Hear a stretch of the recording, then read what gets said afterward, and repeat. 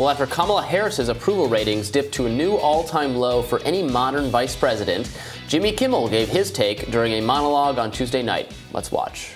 And if anything can get the American people fired up, it's infrastructure. So, and Biden is alone. Americans really aren't happy with this vice president, Kamala Harris. Kamala Harris has an approval rating of 28%, which makes no sense because she basically has nothing to do. I mean, it's like criticizing a backup quarterback. Tom Brady's okay.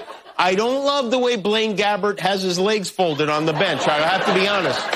Kamala's approval rating of 28% is even lower than the 30% who approved of Dick Cheney in 2008 after he shot a guy in the face. I think these people are forgetting that at least 10% of those polled approved of Dick Cheney because he shot a guy in the face. I think I know why Kamala's ratings are low, besides sexism and racism, which are the obvious ones. It's because whenever she's next to Joe, standing near him, behind him, she looks like an assassin. She looks like Nebula next to Thanos, ready to, right? Especially with a mask. Here to give a reaction and discuss media coverage of the Biden administration overall is host of the Katie Halper Show and co-host of Useful Idiots podcast, Katie Halper. Katie, welcome. Katie Halper, not Helper. Oh, You're helping us today. I like to be helpful too. Yeah. Hi. How are you? Hi. So you know we laugh about it, but the dreadful, the abysmal lack of approval the American public has, lack of faith in Kamala Harris, is actually going to be a huge problem for Democrats, if not in 2024, then in 2028 probably. What do you think? Well, what I think is interesting, and this clip actually starts up going over Joe Biden's low polling numbers, this is actually kind of an atypically funny clip, I got to admit, from Kimmel. And he mentions that his numbers are even lower than his testicles. But I think that, what's interesting about this is we see a kind of denial about Kamala Harris's popularity. And, look, racism is real, sexism is real. She, as a woman of color, obviously is going to face those things. She's going to face double standards.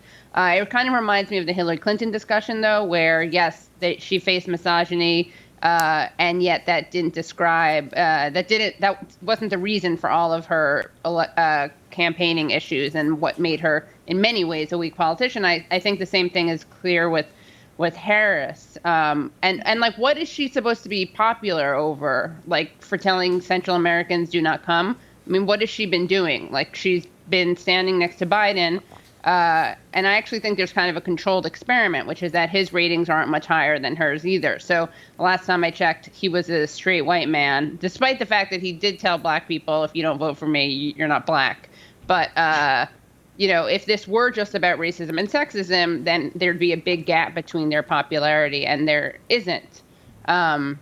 So I think that's an important thing to remember. And then also, it's maybe actually her numbers are low among anti-racist feminists because she locked up black mothers over truancy.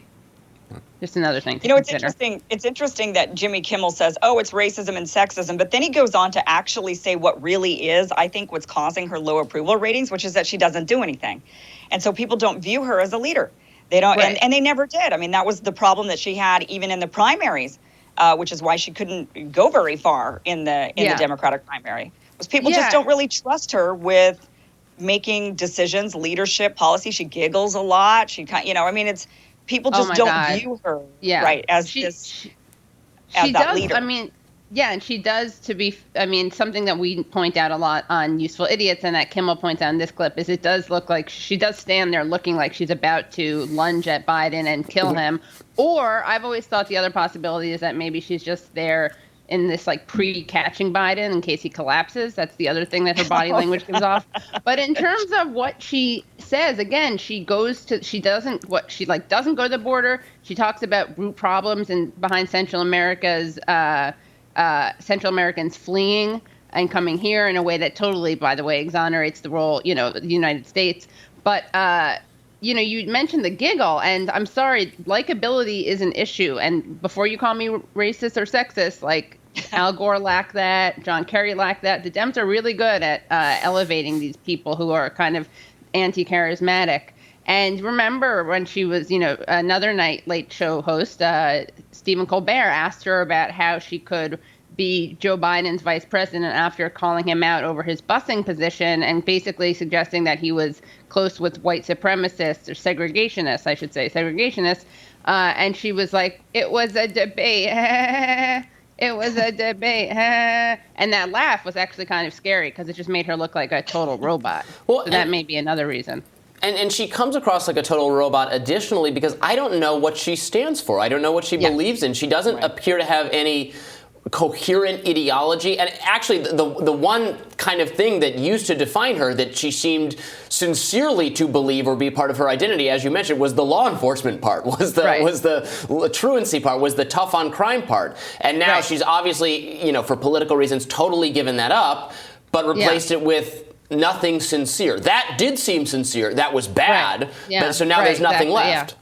Yeah, maybe they share Joe Biden's crime bill and her truancy policies go hand in hand. Plus her sex work stuff was fosta sesta. It's terrible. Really terrible, atrocious stuff.